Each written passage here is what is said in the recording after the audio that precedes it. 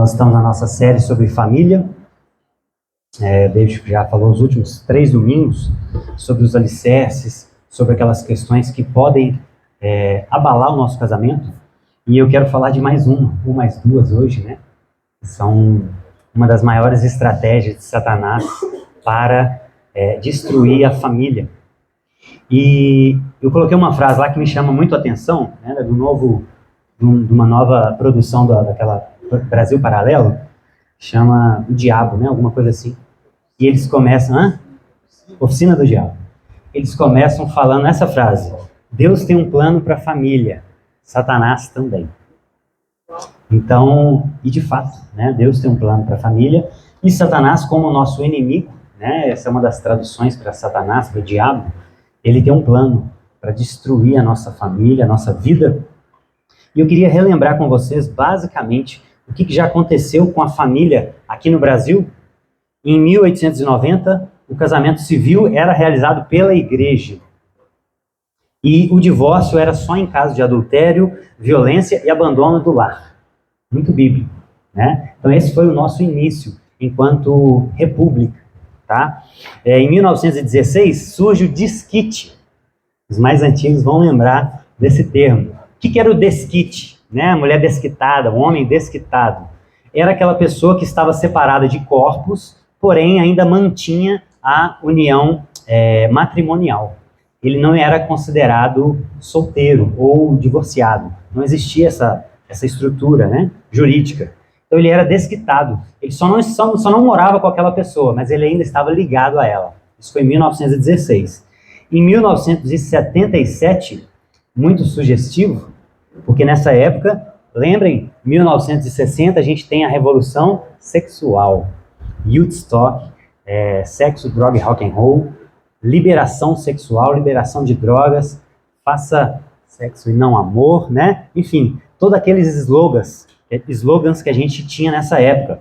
E aí, em 1977, o divórcio é regulamentado pela primeira vez na nossa história, pela lei. E, porém, tinha alguns adendos. Era permitido casar só mais uma vez, após 3 anos de separado.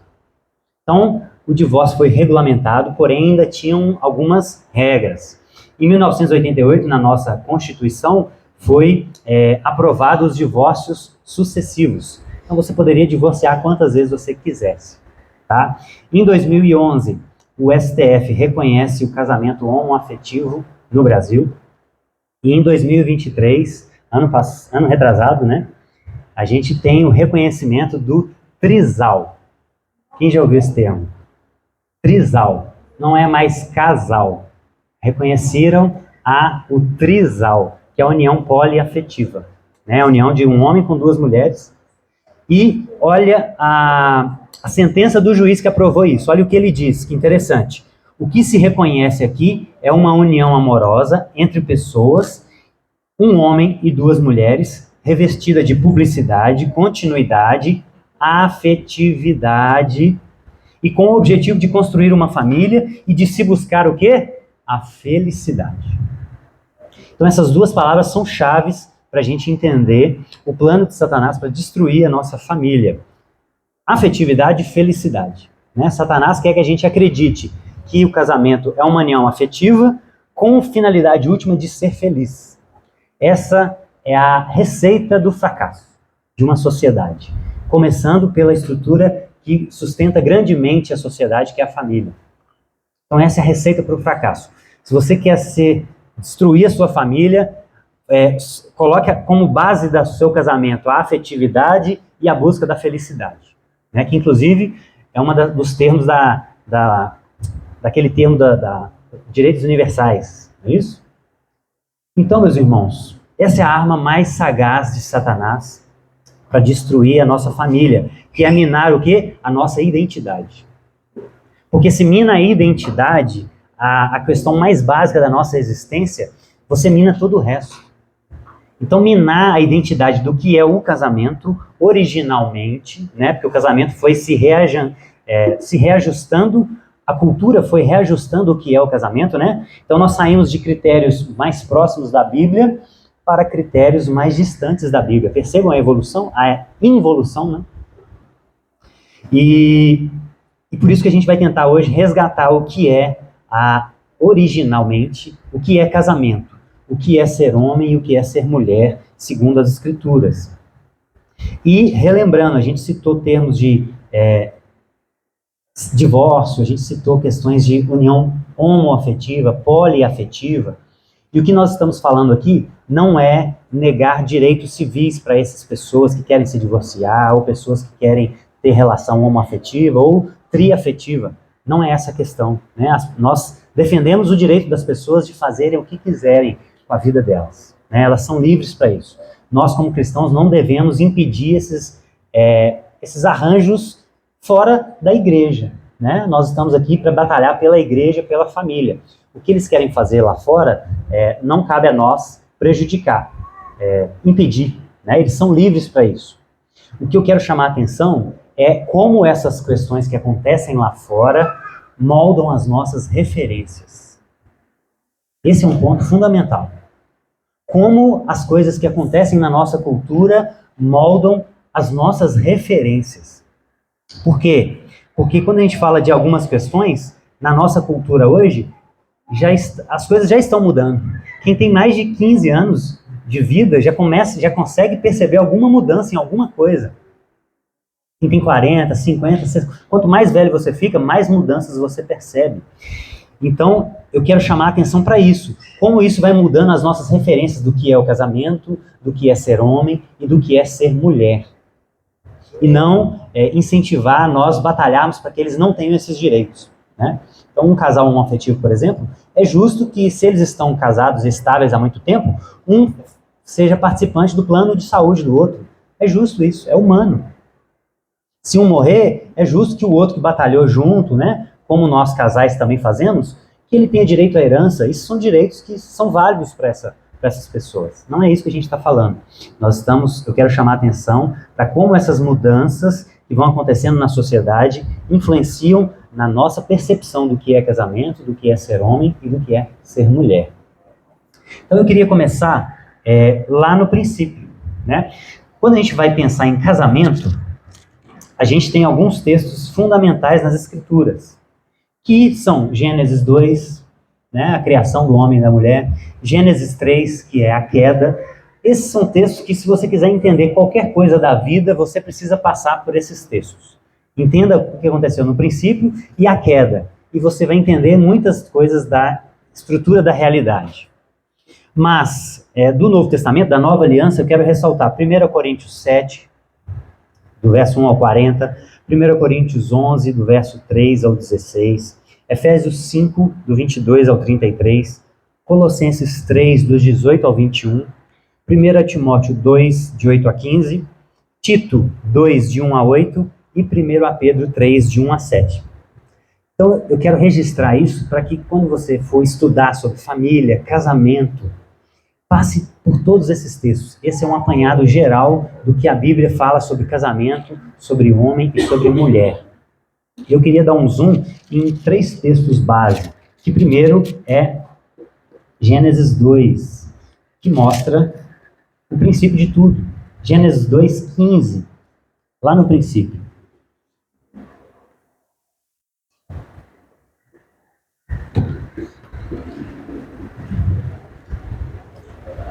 Gênesis 2:15. O Senhor Deus colocou no jardim do Éden o homem para cuidar dele e cultivá-lo. E o Senhor ordenou ao homem: coma livremente de qualquer árvore, mas não coma da árvore do conhecimento do bem e do mal, porque no dia em que você comer dela, certamente morrerá. Então o Senhor declarou: não é bom que o homem esteja só. Farei para ele alguém que o auxilie e lhe corresponda. Então, o primeiro ponto é: Deus colocou o homem para trabalhar, né? O trabalho vem antes da queda, o trabalho não é a maldição. E Deus percebeu que o homem só não era bom. Então, isso foi uma percepção do próprio Deus. Não foi um anseio humano. Não foi Adão que reclamou para Deus: Deus, eu estou sozinho, eu não achei ninguém para me fazer companhia. O próprio Deus percebeu isso. Isso é muito relevante, porque isso mostra que o Criador percebeu uma necessidade humana. que é companhia. Então nós não fomos criados para estar sozinhos. Isso se aplica a casamento, aplica à igreja, aplica à sociedade, aplica em várias esferas, né? Agora, pula para o capítulo 3, relato da queda, para a gente entender o que aconteceu, né? Então Deus cria a mulher, relembrando, né? Deus cria a mulher da costela de Adão, do seu lado, e aí o homem emite uma poesia, essa é osso dos meus ossos, e eles viviam em harmonia no jardim. Até que um dia, né? Gênesis 3, capítulo 1, e Deus visitava eles na viração do dia, né? Eles se relacionavam entre eles e com Deus. Então a serpente, que era o mais astuto de todos os animais selvagens que o Senhor tinha feito, perguntou à mulher: foi isso mesmo que Deus disse? Não coma de nenhum dos frutos do jardim? E a mulher respondeu: podemos comer dos frutos das árvores do jardim, mas Deus disse: não comam do fruto da árvore que está no meio do jardim, nem toque nele. Do contrário, vocês morrerão. Disse a serpente à mulher. A primeira isca ela não mordeu, né? Agora ele faz uma afirmação contrária. Primeiro ele veio com um sofisma, uma meia-verdade. Agora ele vem com uma afirmação contrária ao que Deus disse. Certamente não morrerão. Deus sabe que no dia em que vocês comerem, os seus olhos se abrirão, e vocês, como Deus, serão conhecedores do bem e do mal. Quando a mulher viu que a árvore parecia agradável ao paladar, era atraente aos olhos, e além disso, desejável para dela se obter discernimento, tomou do fruto e comeu.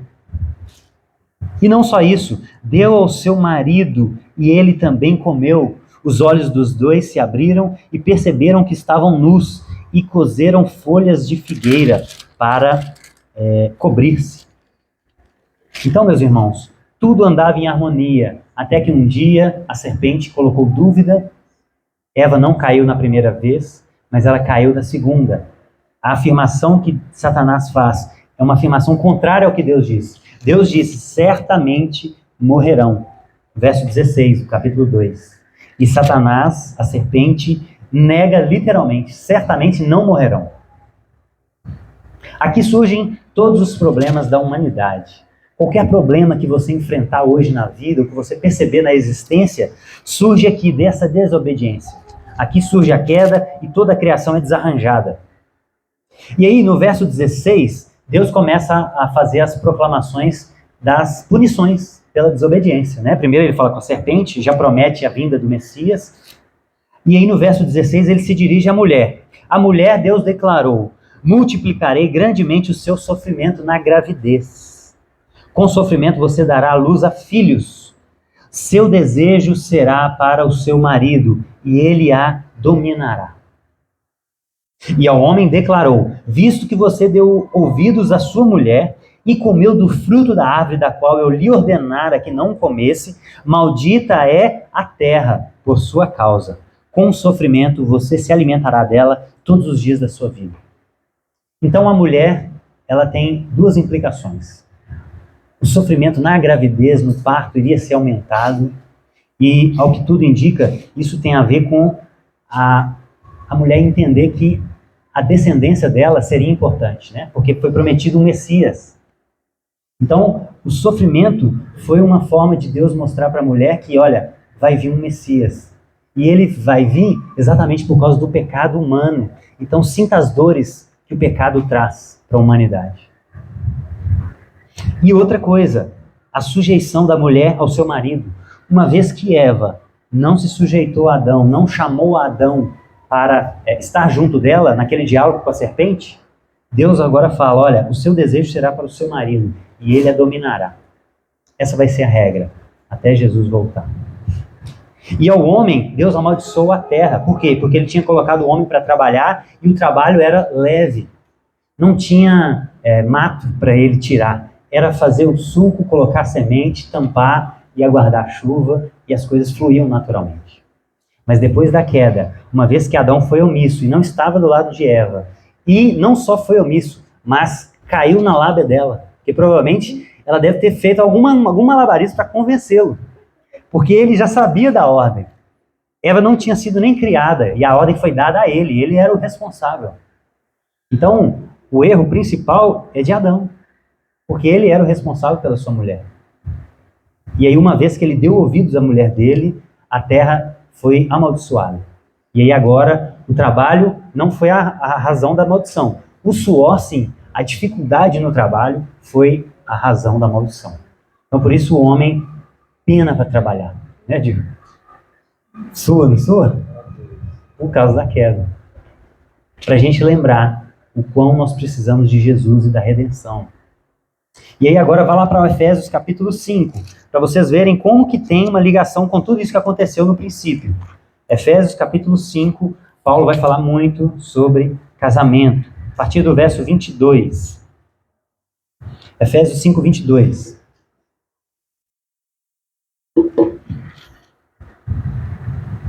Vejam o padrão. Veja como a nova aliança continua nesse aspecto, né? Porque a nova aliança muda muitas coisas, mas veja como a nova aliança mantém esse padrão. Versículo 22. Mulheres, sujeitem-se cada um ao seu marido, como ao Senhor. Pois o marido é o cabeça da mulher, como também o seu corpo é o cabeça da mulher, como também Cristo é o cabeça da igreja, que é o seu corpo, da qual ele é o Salvador. Assim como a igreja está sujeita a Cristo, também mulheres estejam em tudo sujeitas aos seus maridos. Maridos, amem cada um a sua mulher, assim como Cristo amou a igreja e se entregou por ela para santificá-la, tendo-a purificada pelo lavar da água mediante a palavra, e para apresentá-la a si mesmo como igreja gloriosa, sem mancha, nem ruga ou coisa semelhante, mas santa e inculpável. Da mesma forma, os maridos devem amar cada um a sua mulher como ama o seu próprio corpo. Quem ama a sua mulher, ama a si mesmo. Além do mais, ninguém jamais odiou o próprio corpo. Antes o alimenta e dele cuida, como também Cristo fez com a igreja, pois somos membros do seu corpo.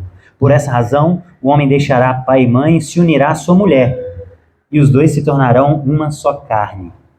Este é um mistério profundo. Refiro-me, porém, a Cristo e à igreja. Portanto, cada um de vocês também ame a sua mulher como a si mesmo, e a mulher trate o marido com todo o respeito. Então, irmãos, aqui Paulo parece retomar vários elementos da criação. Inclusive, ele cita esse termo, os dois se tornarão uma só carne, que está lá em Gênesis. Né? O homem deixará pai e mãe e se tornarão uma só carne. E a gente começa a perceber o seguinte, qual é a finalidade do casamento?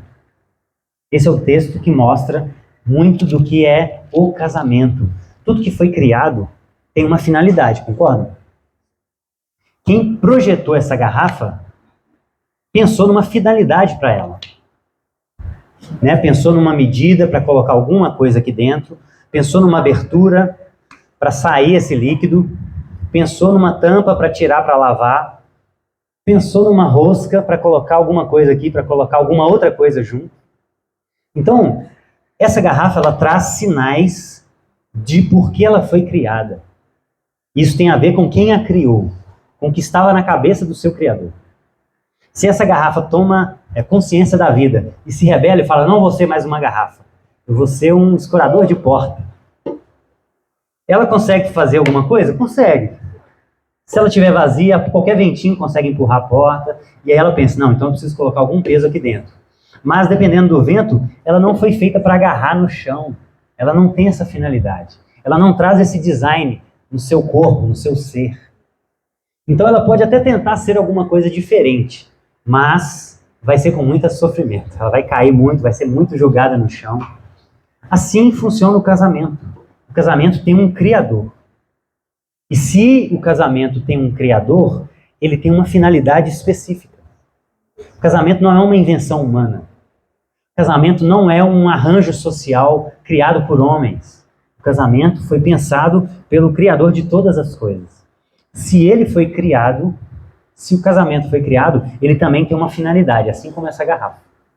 E qual é a finalidade do casamento que a gente vê nesse texto de Efésios 5?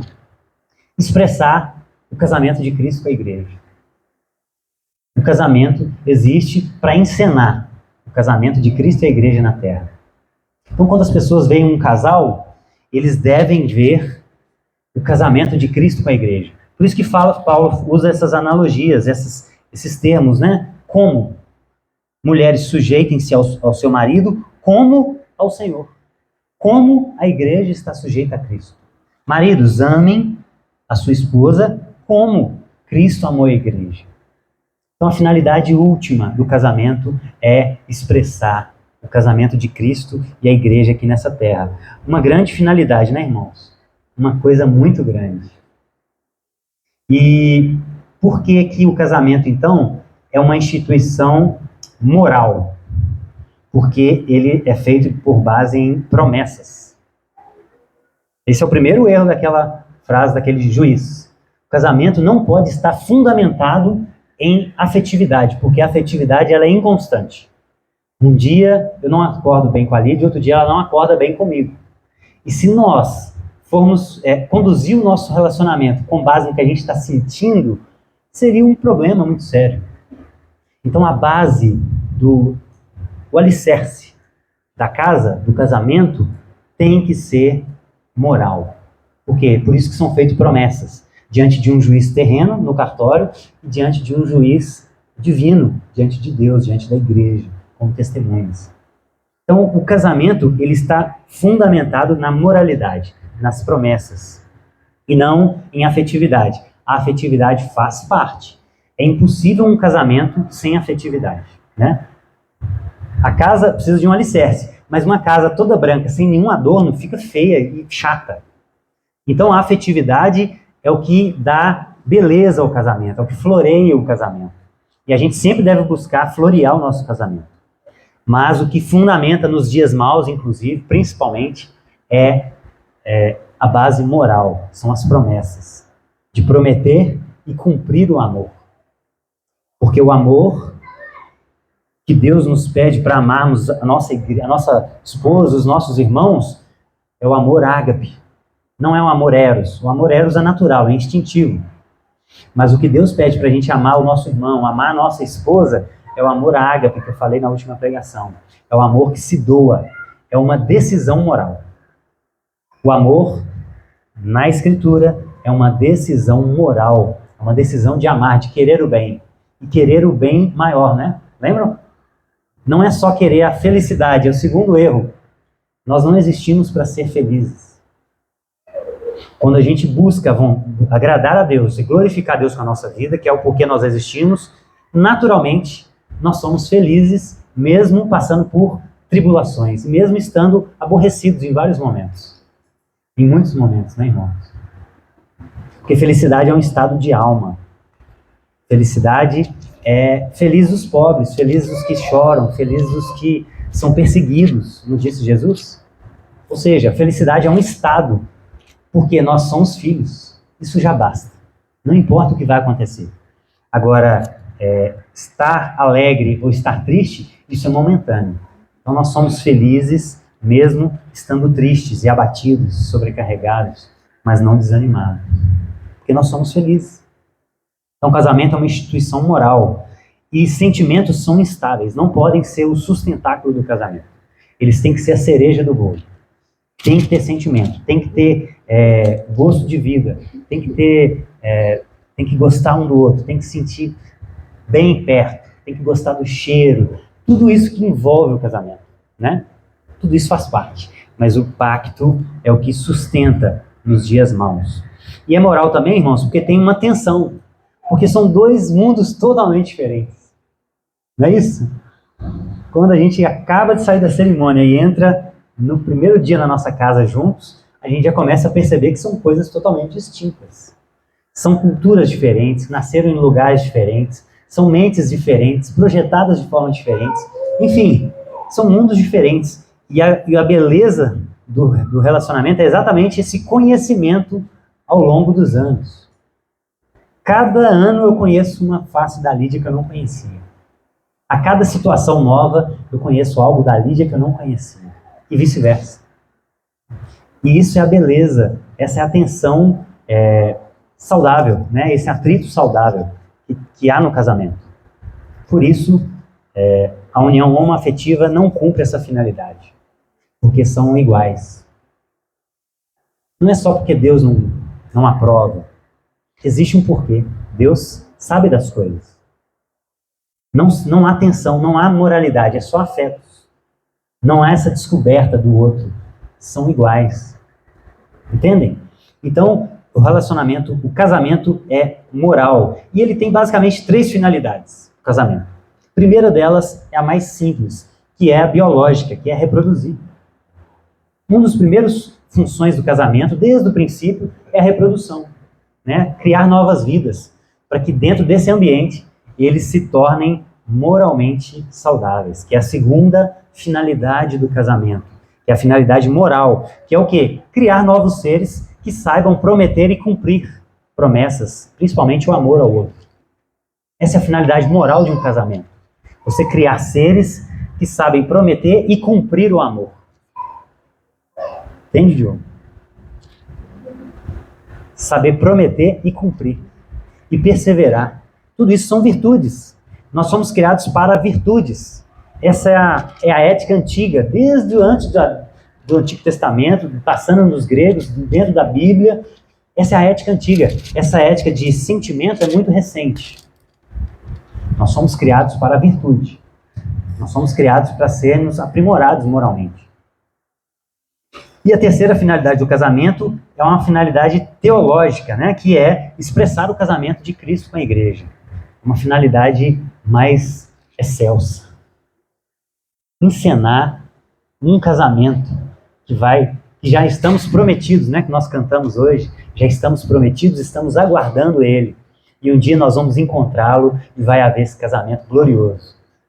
Olha aqui, 3 finalidades para a união de vocês. Vocês já tinham pensado por esse ponto? Quanta coisa importante tem na união de um homem com uma mulher? Por isso o casamento cristão é heteronormativo e monogâmico, né? A instituição da monogamia na nova aliança foi finalizada. Porque antes era permitida a poligamia. Mas Jesus é noivo de uma mulher só. Jesus é noivo da igreja. E ele vem buscar a sua igreja. E existem prejuízos, irmãos. Quando a gente fere esses princípios, existem prejuízos. Então a gente vive numa cultura de sexo livre, né?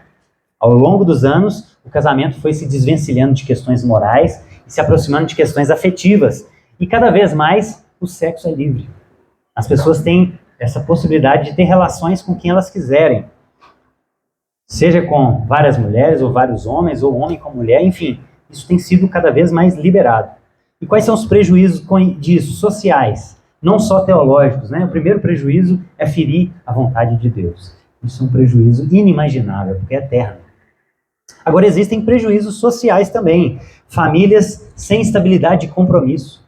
Como você vai ensinar o seu filho sobre o que é cumprir promessas se você não consegue perseverar alguns anos numa promessa que você fez? Então isso cria um ambiente onde a criança aprende que não é importante cumprir compromissos. Isso cria uma sociedade líquida, né? Uma sociedade onde tudo é muito... aquele sociólogo Zygmunt Bauman, ele usa esse termo, a sociedade hoje é muito líquida. Os relacionamentos são muito frágeis. Qualquer coisa quebra um relacionamento, qualquer coisa quebra um contrato. Então isso cria uma sociedade líquida. Isso gera o quê? Doenças sexualmente transmissíveis. Isso já é catalogado pela ciência. Quando você vai doar sangue, se você tem uma esposa e é um relacionamento heterossexual, você tem mais segurança de coletar aquele sangue. Se você não é casado e tem relação sexual livre, ou se você tem relações homoafetivas, você tem mais restrições, ou não é aceito para doar sangue. Então isso é um prejuízo social. Isso cria aumento de gasto público, inclusive, na área da saúde, que vai gerar o quê? Aumento de impostos, que vai gerar o quê? Morte de crianças no ventre, porque a sociedade começa a ser cada vez mais líquida, a vida não é mais valorizada. E as que nascem, as que são abortadas, morrem, são assassinadas. E as que nascem vão ser o quê? Muitas delas abandonadas. Então nós vamos ter abrigos cada vez mais cheios. Por quê? Porque eu quero só o sentimento, o afeto, o prazer. Eu não quero a consequência do meu ato. Eu não sei mais o que é cumprir promessa. Eu não sei mais o que é moralidade, eu só sei o que eu sinto. Então essa sociedade vai criando abandono social e isso gera o que, gente? Violência. Assim, a gente pode ficar aqui a manhã inteira colocando os problemas de uma sociedade que não está fundamentada em um relacionamento onde um homem e uma mulher sabem prometer e cumprir o amor. Isso é muito sério. Então existem problemas metafísicos, né, com Deus, e existem problemas sociais também. Isso é uma forma da gente comunicar à nossa sociedade o problema disso também. Porque nós vivemos numa sociedade plural e a gente não deve trazer só essas questões metafísicas, mas incluir essas questões sociais. Ah, vocês querem sexo livre? Ok. Olha o que nós vamos enfrentar daqui a uns anos. Já estamos enfrentando e como isso vai se escalar. É isso que nos aguarda, irmãos. Essa é a sociedade que nos aguarda. Com essa cultura de liberdade sexual. Liberdade entre aspas, né? É uma escravidão. E agora o que significa ser homem e mulher? Baseado nos textos que a gente viu. Homem é aquele que imita Cristo. Ser homem não é aquele... Eu cresci nessa cultura, né? Ser homem, na minha cultura, de onde eu nasci, era aquele que pegava mais meninas, aquele que dava fora em meninas, né? Aquele que era o garanhão, o galinha. Isso era ser homem na minha cultura, de onde eu nasci. Mas o homem bíblico é aquele que consegue imitar a Cristo. Porque isso é muito mais difícil, hein? Isso é coisa para homem. Ser galinha é muito fácil. Ficar com várias meninas é muito fácil. Você não tem compromisso com nenhuma. Agora, viver o resto da sua vida prometendo e cumprindo amor para uma mulher ou um homem, isso é coisa para homem e mulheres, de verdade. Nisso, Nietzsche errou. Aquele filósofo ateu dizia que o amor é uma fraqueza. Amor é fraqueza. O que forte é aquele que dá vazão aos seus instintos, dizia Nietzsche. Porém, pense comigo, o que é mais fácil, nadar a favor da correnteza ou contra a correnteza? Muito mais fácil nadar contra a correnteza. Então a sua natureza está te chamando para um lugar, para o descompromisso, para uma vida de pornografia, para uma vida de sexo livre. Isso a sua natureza está te levando naturalmente. Agora, nadar contra isso é muito mais difícil. Isso é coisa para homens. Negar a pornografia, negar as outras mulheres estranhas, os outros homens estranhos, isso é coisa para homem e mulher, biblicamente. Segundo o que Deus pensa sobre o que é homem e mulher. Ele é a nossa referência.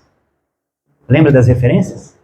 Nós tendemos a olhar, a definir as coisas através do senso comum. Isso é muito perigoso. Nós temos que definir as coisas baseadas no que Deus definiu, do que é um homem e o que é uma mulher. Então, ser homem é imitar a Cristo, é amar de forma ágape, sacrificial. Isso é coisa para homem, gente. Moleque segue os seus instintos. Homem, ele se doa pela sua esposa, pela sua igreja, pela sua nação. Isso é amor de homem. O homem se doa. E é isso que Cristo fez pela igreja. O homem lidera. Não é isso? Essa não foi a missão dada a nós, homens? Ser o cabeça? O homem lidera. Mas o que Adão fez? Foi omisso. Então a nossa inclinação natural é ser ausente, é ser omisso, é não assumir posição. Essa é a nossa inclinação natural. Mas nós estamos num processo de redenção, de nos parecer com Cristo. O que Adão errou, Cristo acertou. E a nossa missão hoje, como homens, é ser como Cristo. É amar, é liderar, é não se ausentar das questões do lar. É prover. Né? Cristo provém para a sua igreja, nós também temos que prover a nossa casa. Cristo não deixa a sua igreja abandonada. Ele provém tudo. Ele protege. Cristo protege a sua igreja. E uma das nossas funções é proteger as nossas esposas. E a gente vê cada vez mais vídeos de homens que não têm a coragem, que é uma virtude masculina, muito masculina, de proteger as suas esposas. Naquele tiroteio que teve lá nos Estados Unidos, acho que contra o Trump, né? Tem uma foto de um homem deitado sobre uma mulher, sobre a sua esposa. E essa foto é maravilhosa. Por quê? Porque porque mostra a coragem e a disposição dele protegê-la. Se for para tomar um tiro, que seja eu, não a Lídia. Eu tenho que ter essa coragem e tenho que ter força também, viu, irmãos? A força tem sido perdida nessa nossa nova referência de masculinidade. O homem tem sido cada vez mais feminilizado. Eu fiz aquele avatar do Instagram, não sei se vocês repararam isso. Eu só consegui uma figurinha que não está muito afeminada. Todas são um negócio muito fofo. Eu tô assim, não é possível. Eu só consegui uma, assim, eu só ponho ela. Por quê? Porque nós estamos em meio a uma guerra cultural. Nós estamos em meio a uma guerra espiritual que tem tentado feminilizar os homens e tem tentado masculinizar as mulheres. Isso é histórico. Então o homem protege, viu, irmãos? O homem ouve. Ser líder não significa brutalidade. Ser líder, ser o cabeça, não significa não ouvir a sua esposa, mas ouvi-la com atenção e filtrar e trazer, tentar buscar sempre tudo à luz do nosso cabeça, né? Porque Deus é o cabeça de Cristo, Cristo é o cabeça do homem, o homem é o cabeça da mulher e o casal é o cabeça dos filhos. Então, acima de nós existe um cabeça também que nós temos que prestar contas. Então, tudo nosso é filtrado à luz da Escritura. E nós vamos prestar conta disso um dia. Se nós estamos apresentando a nossa esposa santa, pura e sem mácula, como o texto diz. Então nós temos também a obrigação de santificar a nossa esposa. Isso tem a ver com a Escritura. Nós somos os responsáveis de trazer a Escritura para o nosso lar. Eu lembro no início do nosso namoro, eu era mais novo na fé, a Lídia nasceu numa igreja, né? A Lídia nasceu, cresceu nesse ambiente. E aí no início, a Lídia, a gente a encontrava namorando, a Lídia chamava, amor, vamos orar? E eu falava, nossa, ela me chamou para orar. Eu deveria ter. E aí a gente vai aprendendo, né? O discipulado foi muito bom com o David e a Rebeca. E aí a gente foi aprendendo a tentar ser o cabeça da nossa casa, a ser o primeiro, a tentar trazer a Escritura para a nossa casa. E quem ama, exorta também, viu, irmãos? Exortar a nossa esposa, o nosso marido também, né? É importante. Sempre à luz da Escritura. Sem violência. Porque a nós foi dada a força para que a gente sacrifique pela nossa esposa. Porque Cristo tem toda a força, ele pode destruir todo mundo, mas ele decidiu doar-se. Então nós temos a força para sacrificar em prol da nossa esposa, porque ela é a parte mais frágil, 1 Pedro. Então você vai juntando todos esses textos e você vai ficando maravilhado de como Deus estruturou esse negócio chamado casamento. E por último, desenvolver as potencialidades da nossa esposa. Porque ser cabeça não significa sobressair em importância, não significa que ela não possa cumprir a sua vocação na terra. Então pense comigo, se a sua esposa tem uma vocação de ser dona de casa, você deve empenhar para desenvolver essas potencialidades nela, de prover o sustento para que ela não precise trabalhar fora e para que ela seja excelente naquilo que Deus a chamou para fazer.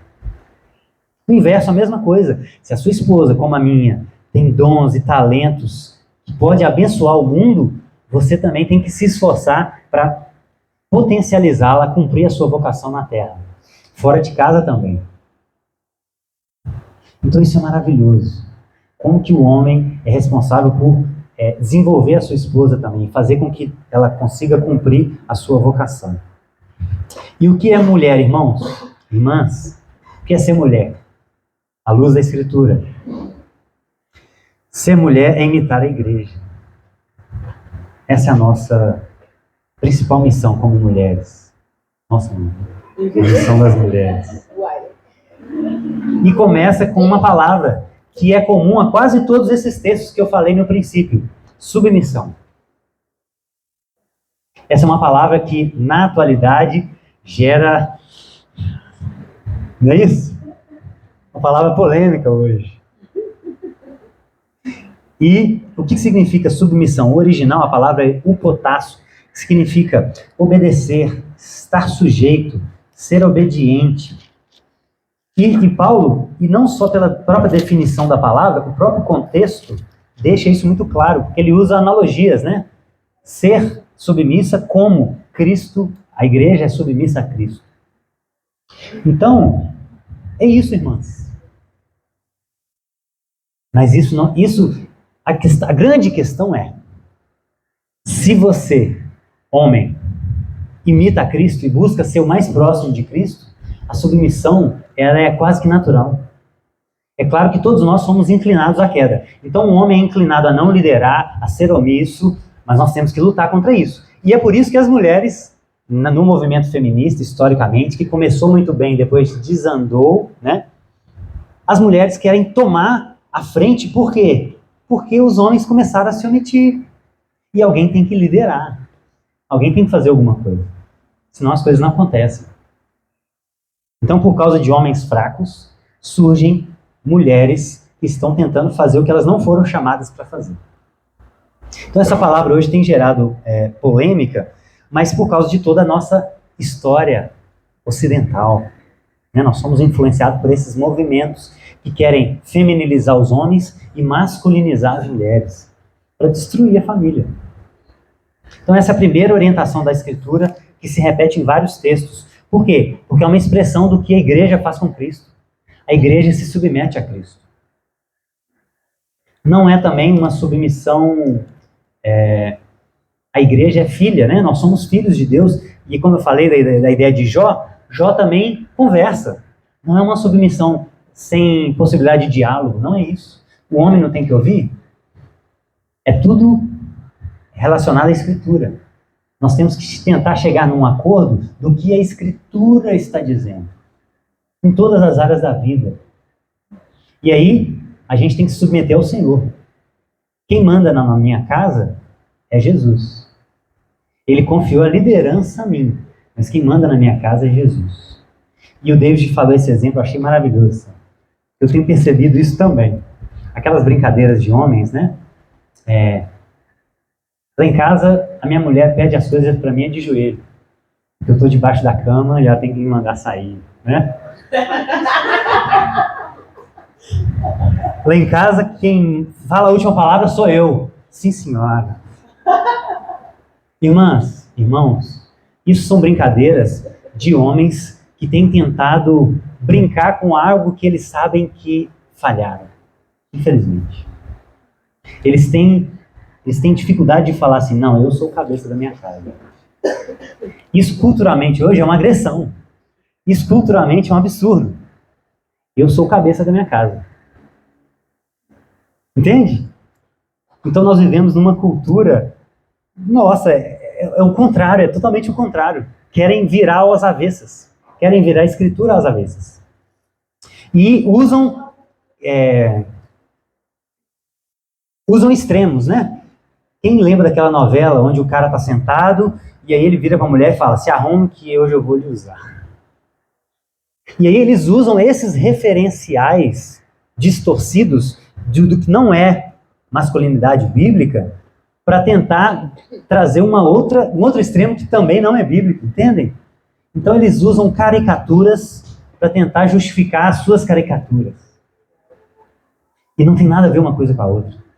Submissão não tem nada a ver com acatar calado todas as coisas que o marido fala. Porque o marido também pode ser edificado pela sua igreja, pela sua esposa. Ela foi criada para auxiliá-lo. Então, se ele está pensando em fazer algo e a esposa está vendo que está totalmente contra a Escritura, contra a lógica, contra a razão, ela tem o direito e o dever de falar com seu marido. E ele, se for um homem espiritual, se ele vê o espírito dócil da sua esposa, como Pedro fala, ele vai falar, opa, eu vou orar mais, amor. Eu não vou tomar essa decisão ainda. Eu vou orar mais um pouco. Agora, a mulher briguenta, né? Que Provérbios fala, que é melhor estar num... Não lembro o texto. Mas é melhor estar num lugar muito ruim do que numa casa de uma mulher briguenta. A mulher briguenta no deserto. A mulher briguenta, ela não tem sabedoria. A submissão da mulher é com sabedoria. É com respeito.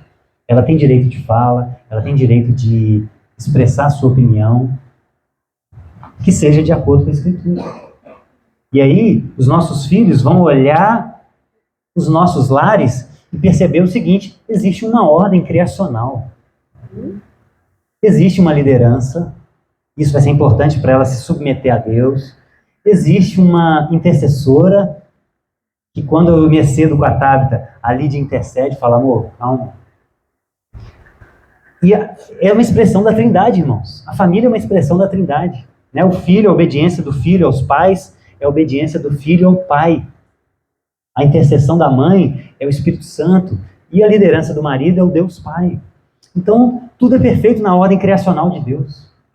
Tudo é perfeito. A queda que bagunçou tudo, e a gente está aqui batalhando para tentar restaurar essa instituição que o mundo tem falado que está falida. Mas nós estamos aqui hoje. Nós somos a prova de que essa instituição não é falida. É fácil? Irmãos, depois vocês leem esses textos. Paulo, em 1 Coríntios 7, ele faz de tudo para as pessoas não casarem. Ele fala o tempo todo, não se casem. Essa é a primeira lição nossa do curso de noivos, né? Não se casem. Mas isso é para todo mundo? Você consegue se controlar? Você é eunuco? Você tem prazer sexual? Tem. Então você tem que casar. Com uma mulher e com um homem. E você vai sofrer menos assim, porque é difícil, o relacionamento não é difícil. E a Lídia falaria a mesma coisa se estivesse aqui, porque é mútuo, né? Ela tem as dificuldades dela, eu tenho as minhas, e a gente vai tentando se resolver. Mas esse negócio é difícil demais. É duro demais. E os filhos vêm no processo. E vem cada vez mais dificuldade. Então eu tenho entendido que casamento é trocar um pneu de um carro andando. Faz sentido essa analogia? Porque sempre é um problema. Mas amanhã você vai acordar e o seu marido está lá, sua esposa está lá. E você tem um dia, tem que levar o menino para a escola e tem que pagar a conta. Então é trocar um pneu com o carro andando. Um negócio difícil demais.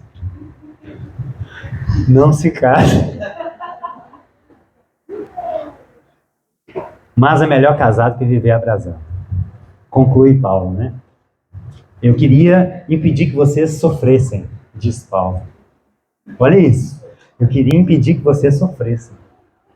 Mas porque é difícil, gente. Porque é moral. Não é sentimento, é moral. É um aperfeiçoamento diário.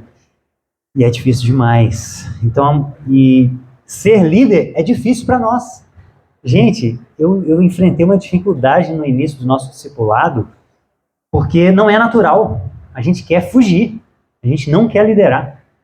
É um sacrifício moral. Se submeter é fácil? Também não. Também não é. A questão é isso que tem para hoje. Essa é a estrutura da realidade. Isso foi o nosso Deus Criador que falou. Então vamos suportar até que Ele venha? Vamos? Vamos suportar? Auxiliar o marido, santificá-lo também, exortar em respeito, com sabedoria, desenvolver os potenciais, são mútuas, são questões mútuas, estão percebendo? E por último, que Paulo fala em 1 Timóteo 2, oferecer a sua maternidade a Deus. Então a mulher, mesmo que ela tenha a vocação de trabalhar fora, ela tem que levar a sua maternidade para o trabalho. Por quê? Porque o útero está dentro dela. Ela não pode negligenciar essa primeira vocação dela, que já está na sua estrutura biológica. Então ela não pode negligenciar isso. Ela pode trabalhar fora se Deus... Lugar de mulher, gente, é onde Deus quiser. Não é isso? O que o movimento tem dito? Lugar de mulher é onde ela quiser. Não. Quem falou que ela tem... Jesus comprou nosso corpo, 1 Coríntios 6. Nem o nosso corpo é nosso. Então, lugar de mulher e do homem também é onde Deus quiser. Ele é o nosso dono. Então, se Deus chamou a sua esposa para trabalhar fora, invista, potencialize ela para cumprir sua vocação com excelência. Mas, mulheres, não se esqueçam da maternidade de vocês. A Lídia ficou, acho que 6 meses, né, amor? Quando a Tata chegou, trabalhando de casa. Eu falei, uau, é isso. A prioridade agora é a Tabita. Uau, é isso. Por quê? Porque eu tinha que trabalhar fora também. Ela tinha essa flexibilidade. Se fosse o contrário, eu poderia ficar em casa. Não é problema isso também. A gente ficar em casa, trabalhar em casa. Não é isso. A questão é, eu tinha mais facilidade, eu já tinha meus alunos, ela trabalhava na loja, ela já tinha ela não amamentava, porque a Tata chegou com 2 meses, mas é um instinto, né, gente? Nós somos criadas, as mulheres foram criadas para dar à luz. É instintivo. Então, meus irmãos, homens, você entende o que Cristo fez por você? Você só vai conseguir amar a sua esposa como Cristo amou a igreja se você entender o que Cristo fez por você. Entende? E aí, se você não conhece a Cristo, você está atrasado. Você precisa conhecer a Cristo. Por isso que Paulo fala nesses textos também: casem com aqueles que estão no Senhor. Porque se já é difícil casar 2 cristãos, imagina você casar com alguém que não conhece a Cristo. Imagina você, mulher, ter que se submeter a um homem que não conhece a Cristo. Já pensou nisso? Então pense se aquela pessoa que você está flertando, ninguém conhece esse termo, né?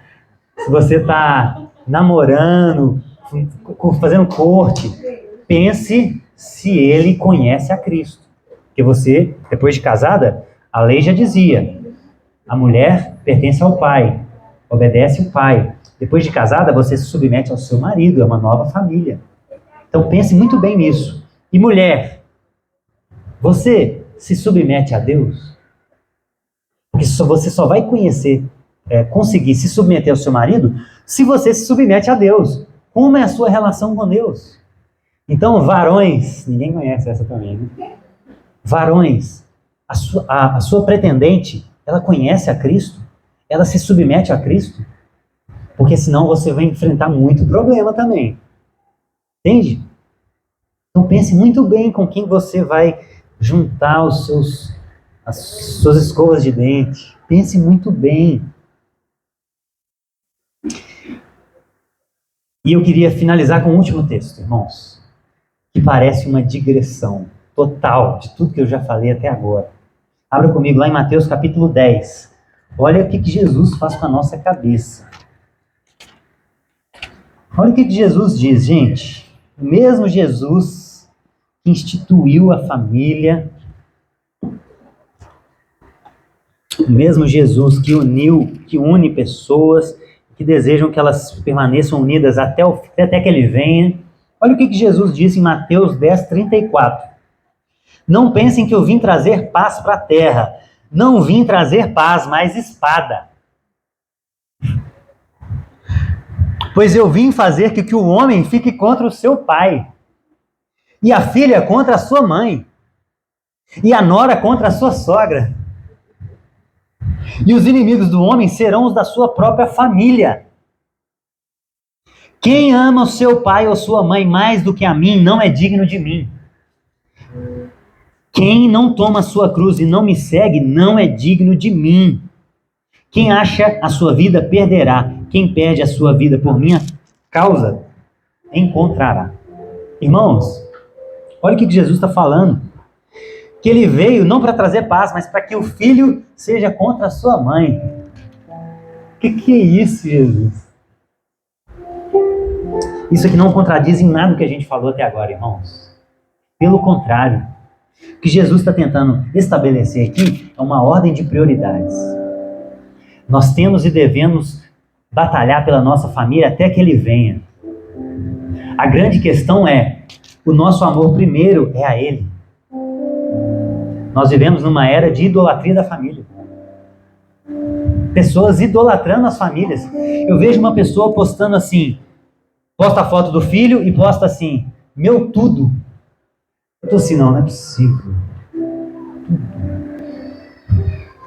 Tá, é uma licença poética, é tudo na terra, né? Eu já questionei algumas pessoas, e elas falam, não, é o meu tudo na terra.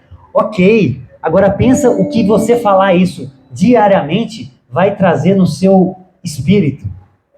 Se o seu filho é o seu tudo, você, em algum momento, eu acho que você vai titubear em alguma coisa, não é possível. Se você acha que o seu marido é o seu tudo, ou a sua esposa é o seu tudo, eu acho que as ordens estão invertidas, irmãos. A minha família não é meu tudo.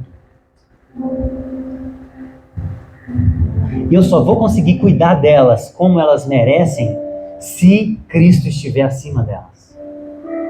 Porque a finalidade da vida não é ser feliz. Amor é oferecer o bem maior para elas.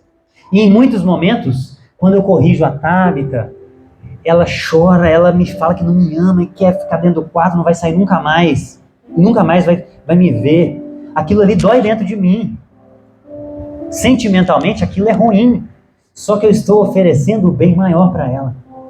Eu não estou dando o que deixe ela alegre naquele momento. Eu estou buscando dar algo que vai deixar ela alegre para toda a eternidade.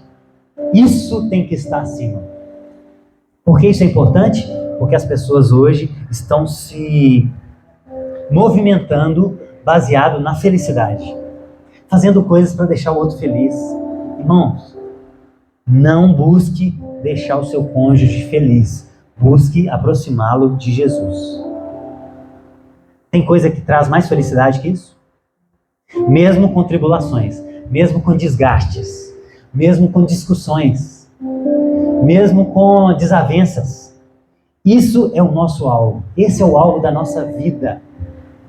É aproximar o outro de Cristo. E por nós estarmos com a nossa natureza em processo, a gente ainda tem influências da queda, esse processo não é nada fácil. Por isso que não é flor de rosas, não é mar de rosas. Casamento. E eu queria te convidar a ficar de pé, para que a gente ore e peça ao Espírito Santo força para conseguir viver isso aqui nessa terra. Até que ele venha, que a gente consiga aproximar o nosso cônjuge de Jesus.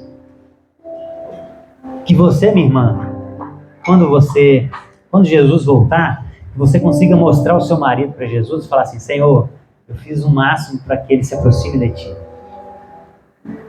Que você consiga mostrar a sua esposa para Jesus e falar assim: olha, Jesus, eu dei o meu máximo para aproximá-la do Senhor. Porque essa é a nossa finalidade. Você não casou com quem está do seu lado para fazer ele feliz. A felicidade dele depende de Jesus. Se ele ama a Deus, ele é feliz. Acabou. Você pode florear essa casa do casamento, trazendo alegrias momentâneas, mas a felicidade não depende da gente. Senhor, nós te pedimos misericórdia e graça nesse dia. Abençoe a nossa família, Pai. Abençoe cada família representada aqui, cada família em potencial, cada família experiente, cada família no princípio. Abençoe cada família aqui, Senhor, por favor. Que os maridos não sejam omissos, que eles assumam a liderança que lhe é devida.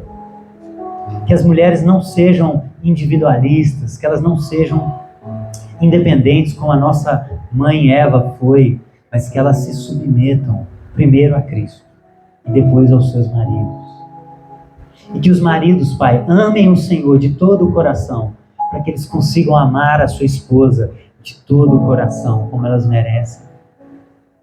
E que tudo isso em harmonia crie um ambiente saudável, para que novas vidas aprendam a prometer e cumprir o amor, Pai. Por isso nós te clamamos, Pai, ajuda-nos, aviva-nos, Pai. Aviva o nosso casamento, floresce o nosso casamento. Se estamos num momento de deserto, nos ensina a olhar aquilo e a fazer aquilo que pode gerar um ambiente propício para que haja florescimento. Por favor, Senhor. Não é fácil, nada é fácil nessa vida, quem dirá um casamento, mas nós confiamos naquele que nos chamou a casar.